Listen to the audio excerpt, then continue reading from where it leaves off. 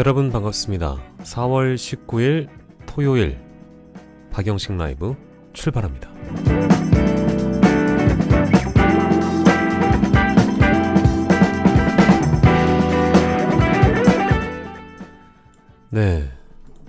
내란 수괴 혐의자 파면된 대통령 윤석열이 신당을 만든다고 합니다. 아니, 만든다고 했다가 철회했다고 합니다.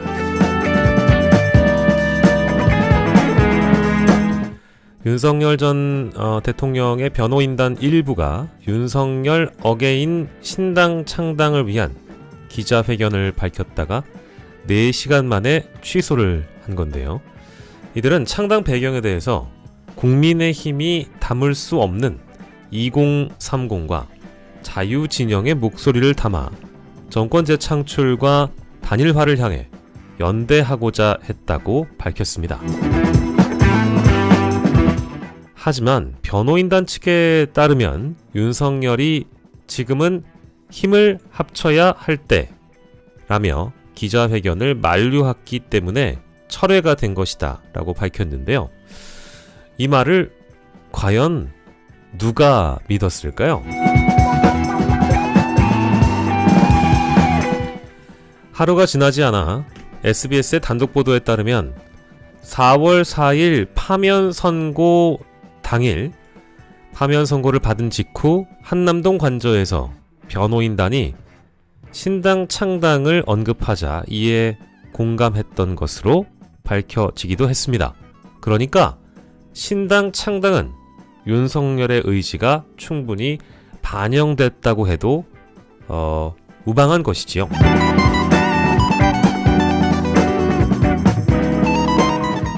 물론 정당의 창당은 정치 활동은 보장되어야 합니다. 우리의 헌법 제8조 정당 설립의 자유, 제21조 집회 결사의 자유에는 창당과 정치 활동이 자유롭게 보장되어 있습니다. 그러나 12월 3일 내란을 발발시킨 윤석열의 이름으로 신당을 만들겠다는 게, 그리고 그를 정신적 지주이자 대주주로 옹립시키겠다라는 게 과연 어떤 국민의 공감을 얻을 것이며 어떤 정치인들의 참여를 얻겠는가?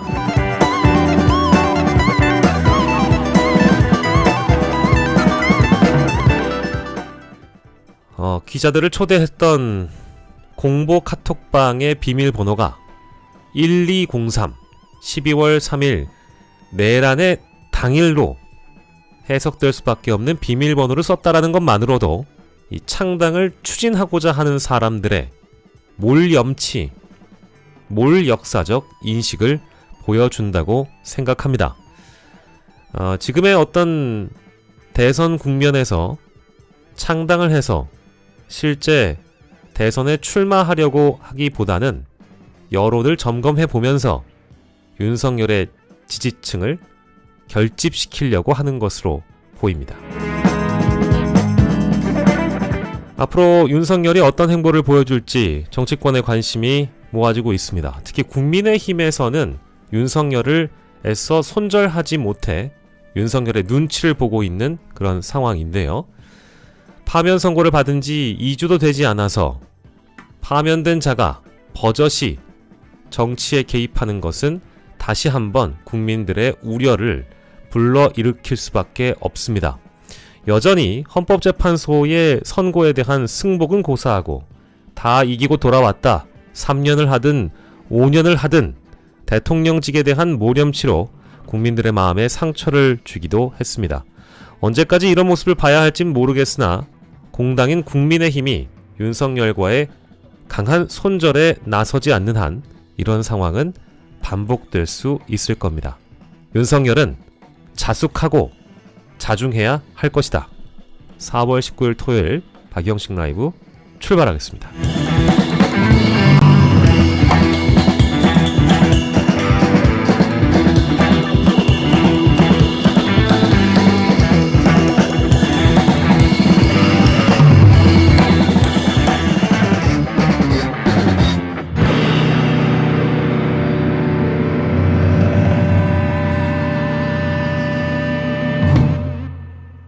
어제 JTBC 단독 보도가 나왔는데요. 와, 이거 참, 이게 뭐야? 진짜 나는 이걸 보고 눈을 의심했어요. 단독 전자레인지에 휴대폰 돌리다가 불꽃이, 윤 탄핵안 가결 직전 부속실 소란.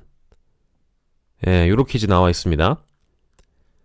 지난해 12월 14일 윤 전 대통령 탄핵안이 국회에서 가결되고, 이날 대통령을 보좌하는 부속실이 PC를 모두 교체하고 휴대전화를 전자레인지에 넣어 파기하려 했던 걸로 파악됐습니다.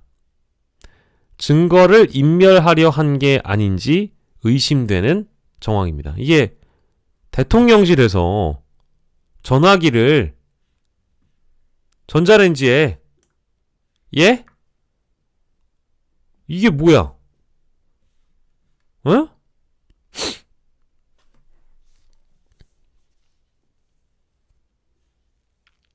이 사람들 다 싹 다 구속시켜야 되는 거 아닙니까? 나 이거 진짜 보고, 아니, 하는 짓이 이게 대통령실에서 벌어지는 일이라는 게, 아니, 너무 충격적인 거예요. 저녁 4시 반쯤 국회에서는 윤석열 탄핵소추안 두 번째 표결이 진행 중이었다. 첫 시도 때와 다르게 국민의힘 이탈표가 예상돼 가결이 유력한 상황이었다. 그런데 그 시각 용산 대통령 집무실 바로 옆 대통령 부속실에선 소동이 벌어졌다고 정부 관계자가 JTBC에 전했다. 부속실 직원 한 명이 전자레인지에 휴대전화를 돌리다가 불꽃이 튀겨서 급히 꺼내들고 복도로 뛰어나오는 소란이 있었다라는 겁니다. 취재 결과 이 직원은 최모 씨로부터 검찰 시절부터 윤 전 대통령을 보좌해온 인물입니다. 12.3 계엄이 실패로 돌아가고 대통령 탄핵안 가결까지 유력한 상황이 되자 부속실 측근이 증거를 인멸하려 한 게 아닌지 의심되는 상황입니다. 또 부속실은 같은 날 컴퓨터도 모두 교체해버린 걸로도 JTBC 취재 결과 확인됐다.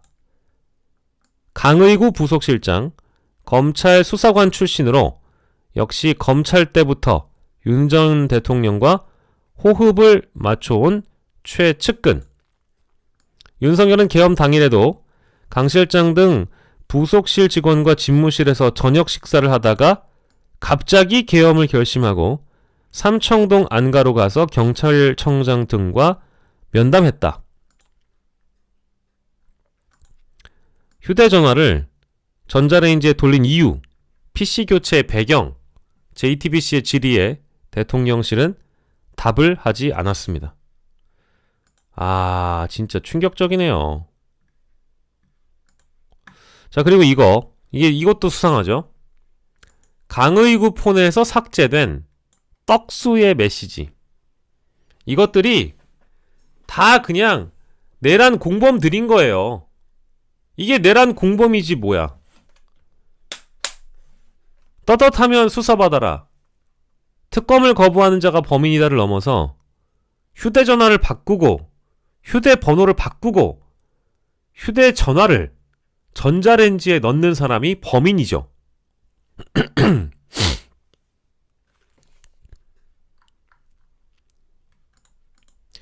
부속실의 증거인멸이 의심되는 정황은 또 있습니다.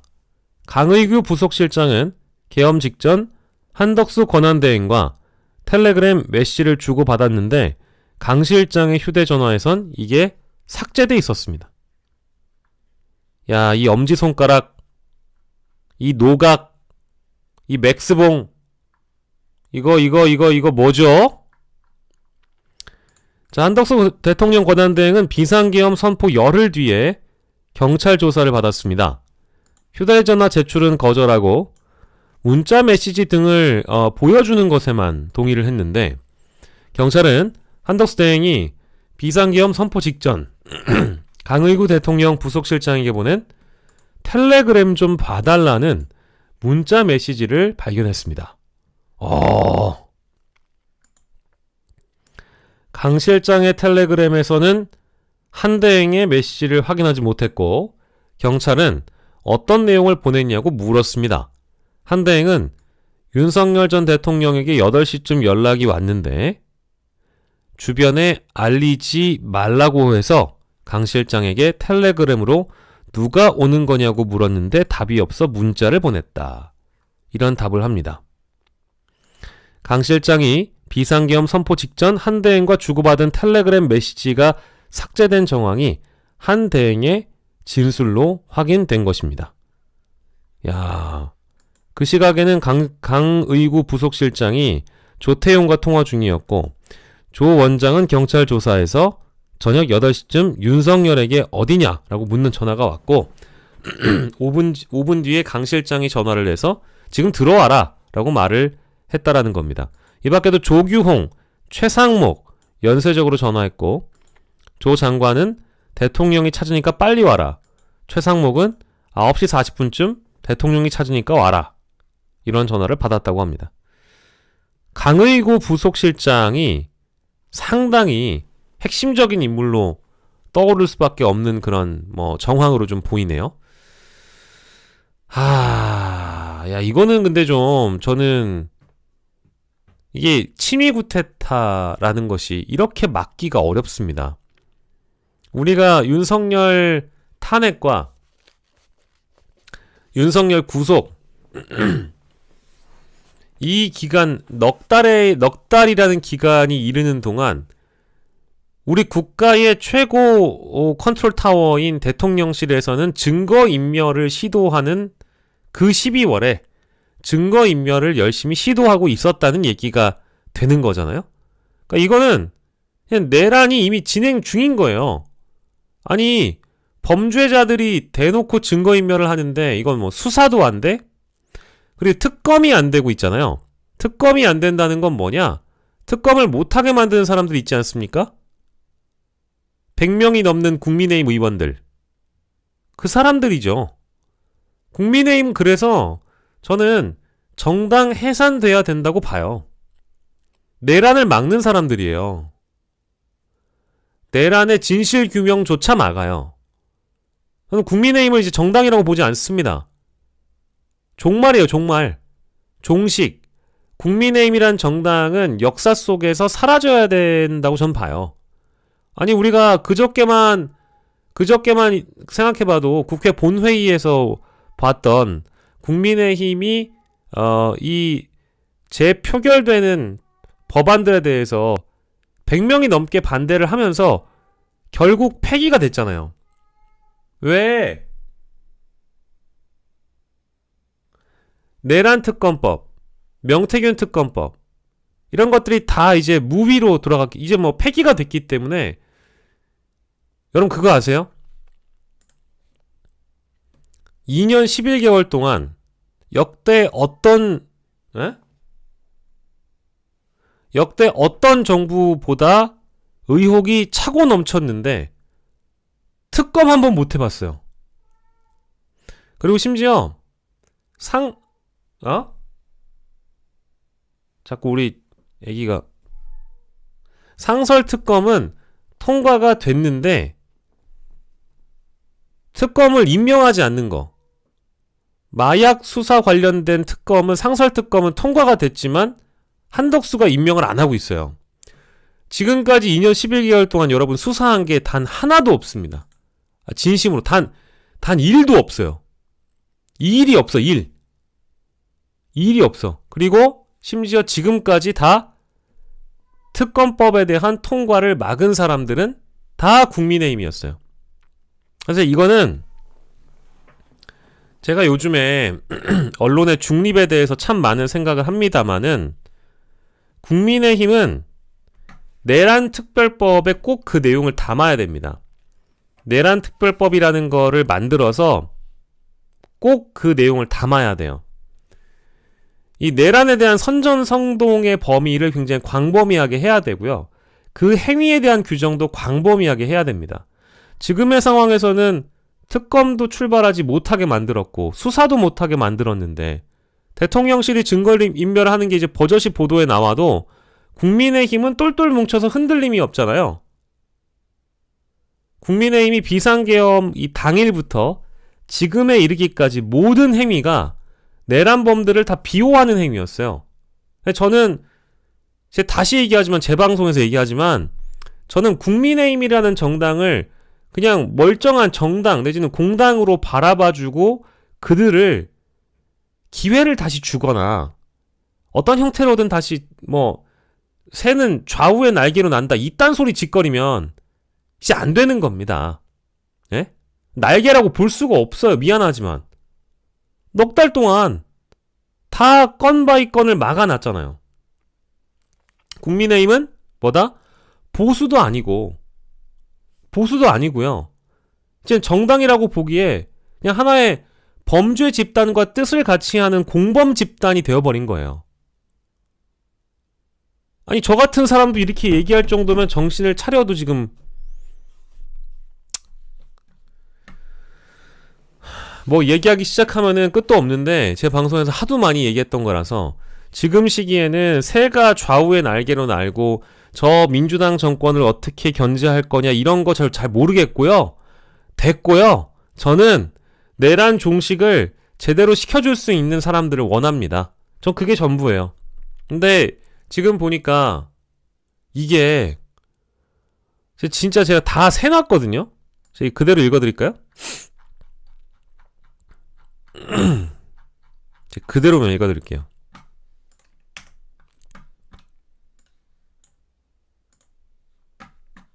이거는 저번 방송에서 썼던 거고 이거는 이제 저번 방송에서 썼던 거고 참고로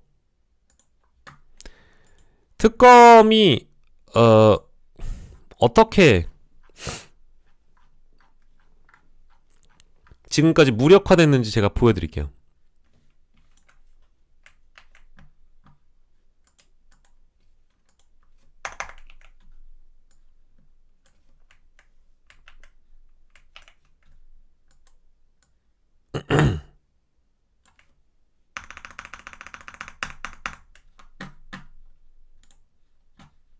이거 보세요.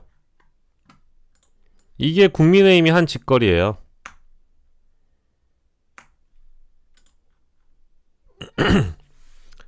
자, 최혜병 특검법, 김건희 특검법, 내란 특검법, 명태균 특검법. 왜 이렇게 울어 아침부터? 근데 이게 2년 11개월 동안 국회에서 있었던 일입니다. 횟수를 보세요, 횟수를. 너도 열받지? 그러니까. 열받지? 화나지? 그러니까 이게 최혜병 특검법, 김건희 특검법, 명태균 특검법 이거 4개만 봐도 엄청 화가 나는 거예요.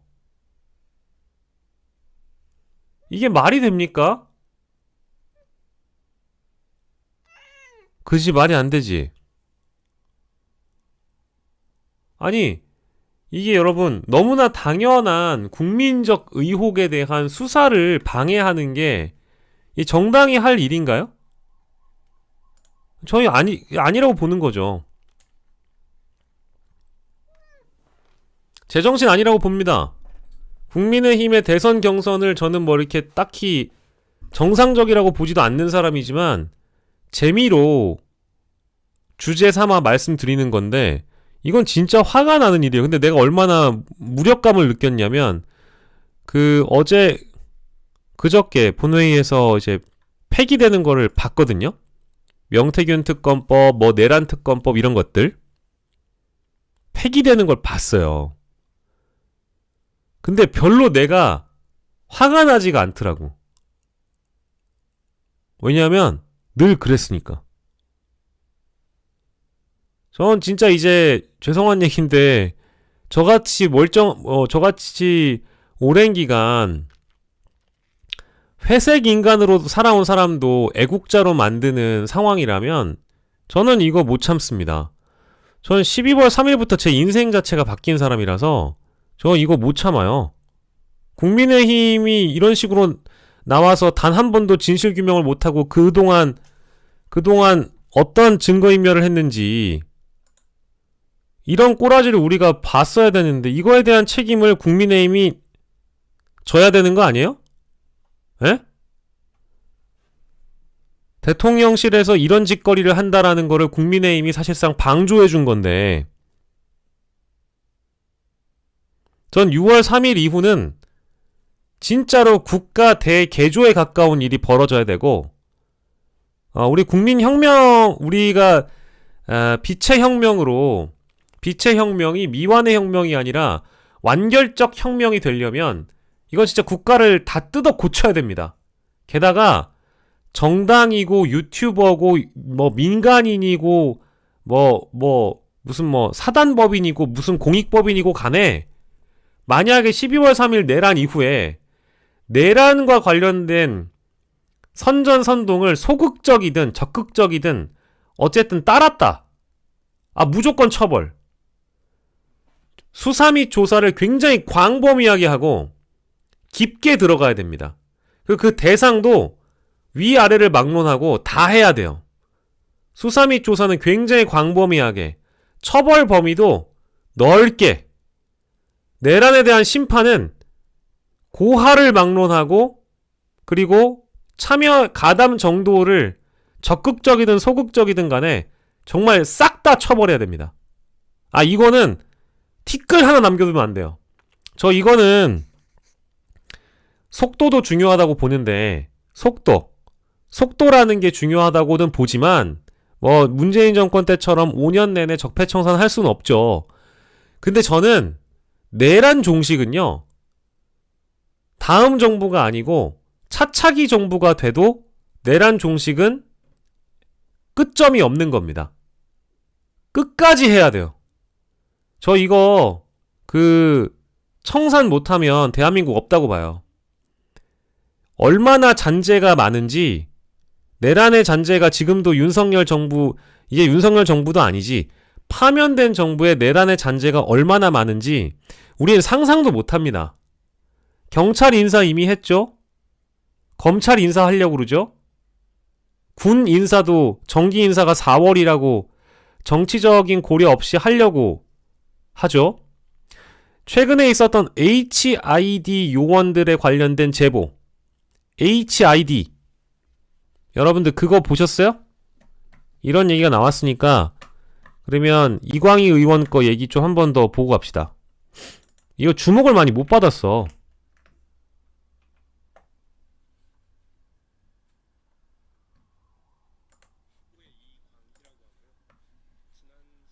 청주 블랙 요원들이 청주공항하고 사드기지 폭파에 대해서 제보를 받아서 폭로했었던 이광이라고 합니다. 그와 관련돼서 현재 내부에 일어나고 있는 우려스러운 일이 있어서 오늘 기자회견을 자청했습니다. 잘 들어주세요. 제가 준비한 기자회견문을 읽도록 하겠습니다. 내란 세력은 헌정 수호의 결단을 한 블랙 요원을 건드리지 말라. 지난 4월 4일 대한민국 민주주의의 적 윤석열은 파면되었습니다.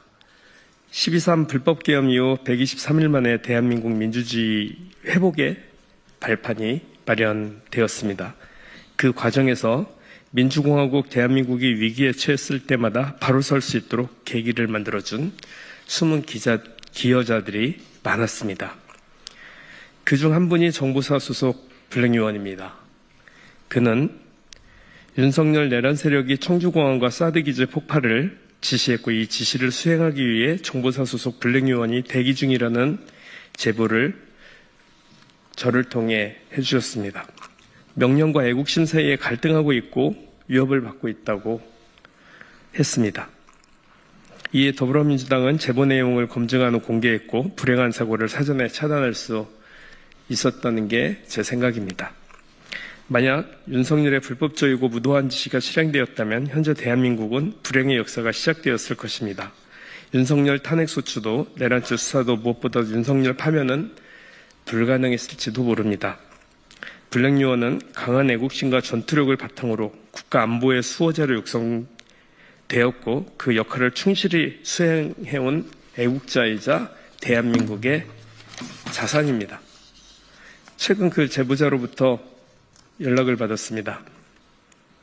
명령을 내려도 실행이 잘 안 되고 그러다 보니 다른 실행 조직을 찾고 있고 더군다나 지난번에 제보를 했었던 사람들에 대해서 HID 요원들이 말을 잘 안 들었잖아요.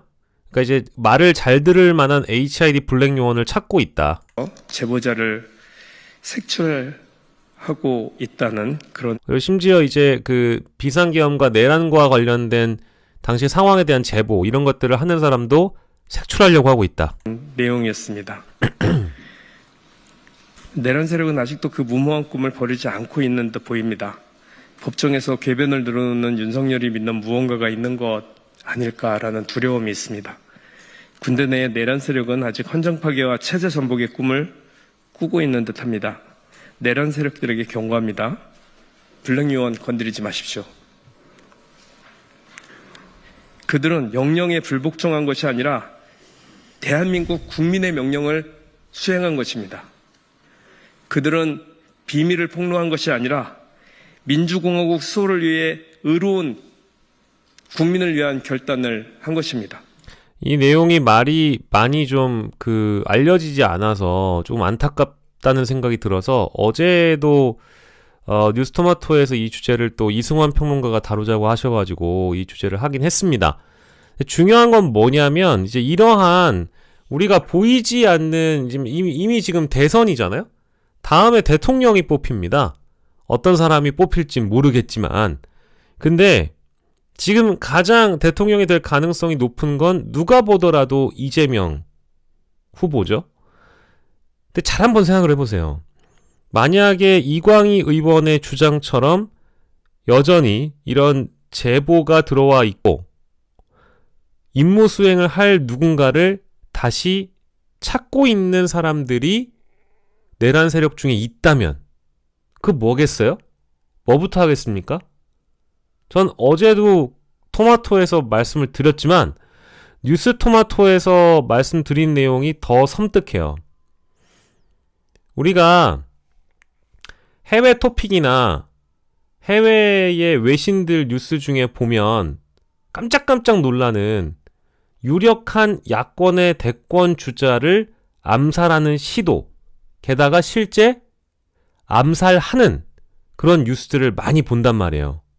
근데 저는 이 뉴스가 굉장히 섬뜩한 게 내란 세력이 아직까지 이렇게 잔존해 있고 이 사람들이 물밑에서 어떻게든 한번 좀 판을 뒤집어 보려고 시도를 하려고 한다면 저는 사드 기지 폭파나 청주공항 폭파 같은 이런 사건을 일으킬 게 아니고 이 판을 뒤집으려면 가장 강력한 대권 주자를 암살 시도해서 이 대선판을 완전히 흐리게 만들어버리는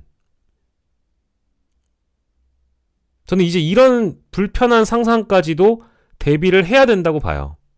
저는 그래서 범야권이 먼저 승리에 심취하지 않았으면 좋겠습니다. 물론 범야권은 헌법을 수호하고자 많은 시민들과 지난 넉 달간 윤석열 파면과 윤석열 구속, 윤석열 처벌, 내란의 진압, 목소리를 높여줬기 때문에 당연히 이번 대선에서 긍정적인 결과를 얻어낼 수 있을 거예요. 근데 지금은 이제 45일 정도밖에 남지 않은 국면이고 이런 국면에서 어떤 분들은 대가리 좀 들어도 된다, 이빨 보이고 좀 웃어도 된다, 이번 대선은 이미 결과가 정해져 있다라는 식의 그런 말씀들을 많이 하시는데 저는 그 의견에 동감합니다. 공감해요. 그럴 수 있죠. 그리고 심지어 윤석열이 파면됐기 때문에 좀 편안한 마음에서 지금 일상을 즐기고 있잖아요. 근데 잘 생각해보면 일상을 즐기고 있다가 각종 카르텔의 뒤통수를 후려쳐 맞은 게 얼마 전이었어요. 윤석열 구속 취소권이 그랬고요. 예? 윤석열 구속 취소권이 그랬고, 김성훈, 이광우 구속영장 기각이 그랬습니다. 압수수색 실패가 그랬습니다. 그러니까 이 모든 것들이 어떤 것을 바라보고 있느냐. 자, 그리고 지금 우리 스카이블루님이 좋은 말씀 해주셨는데, 알박기 인사가 횡행하고 있잖아요. 윤석열의 끈앞풀들을 정권이 바뀌기 전에 알박기를 하는, 자격이 없는 자들이 대통령이 곧 인사권자가 45일 뒤면 뽑힐 텐데, 그거는 전혀 개의치 않고 직무대리가, 권한대행이 결재 찍어서 인사하는 일들이 벌어집니다. 국정원 인사가 그랬고요. 경찰 인사가 그랬고요. 지금 법무부 장관 박성재가 검찰 인사 매만지려고 하고 있고요.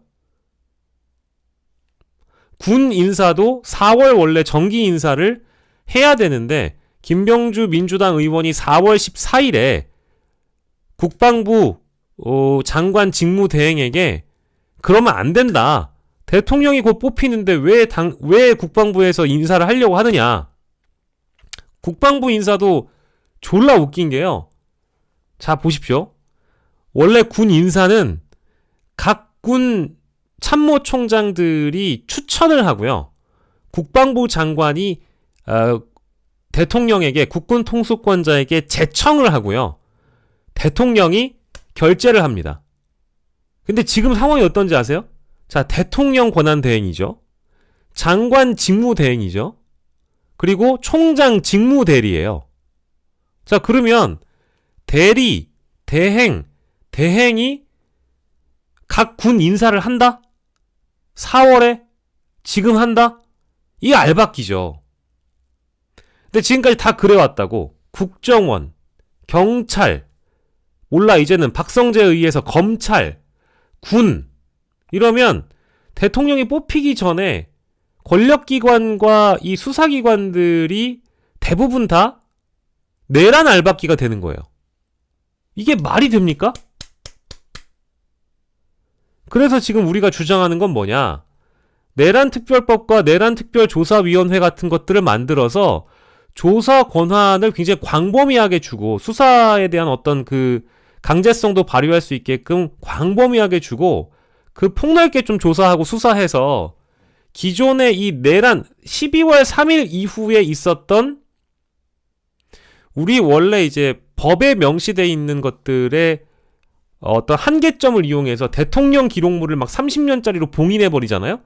그런 거 싹 다 그냥 내란 특별법으로 조사버릴 수 있게 내란 특별법을 만들어서 군 인사, 검찰 인사, 경찰 인사, 국정원 인사, 이런 것들도 싹 다 무효로 만들 수 있는 법안이 필요하다.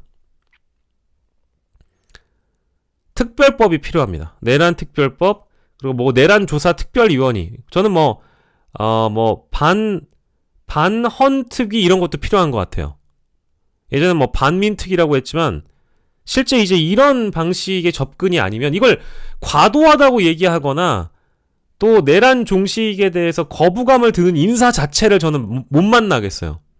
그리고 나는 국민의힘에서 좀 합리적이라고 부를 만한 인사들도 내란 자체를 인정을 안 해요. 이거 내란이 아니라는 거야. 왜 내란이 아닙니까? 어째서 내란이 아니죠? 내란 행위에 대해서 헌법재판소가 다 판결을 내렸잖아요. KD 윤님이 좋은 말씀 하셨는데, 무슨 말만 하면은 진짜 무슨 내란 발작이에요.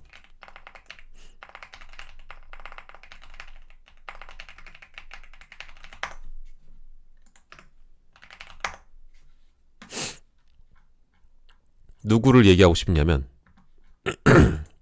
신동욱 수석 대변인이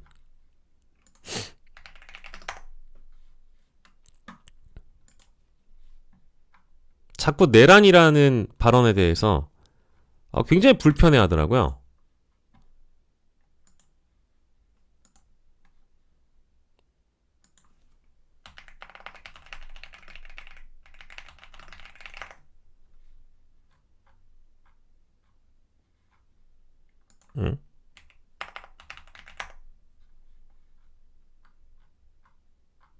이게 또 어디 갔지?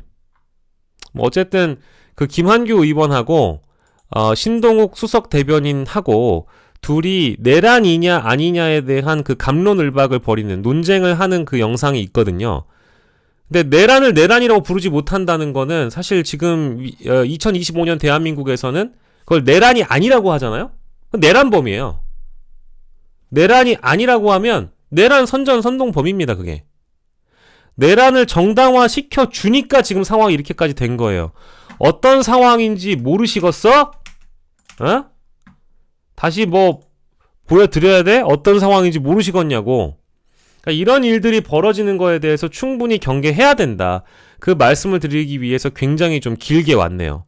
뭐 어쨌든 여러분들이 이광희 더불어민주당 의원의 그 말씀에 좀 경청해 주시고, 아직 내란이 끝난 게 아니다. 지금 내란은 진행 중이고, 내란이 진행 중인 상황에서 선거를 펼치니까 친위 구테타 상황에선 언제든지 반격이 도래할 수 있다라는 거예요. 저는 사실은 뭐 이재명 대표의 공개 활동도 최대한 줄여야 된다고 생각하는 사람인데, 이거는 정말 중요한 얘기입니다. 만약에 이광희 의원의 제보가 사실이라면 이건 되게 위험한 상황이에요. 제가 공포를 조장하기 위해서가 아니고 만화 같은 일, 소설 같은 일, 영화 같은 일을 얘기하고자 함이 아니고요.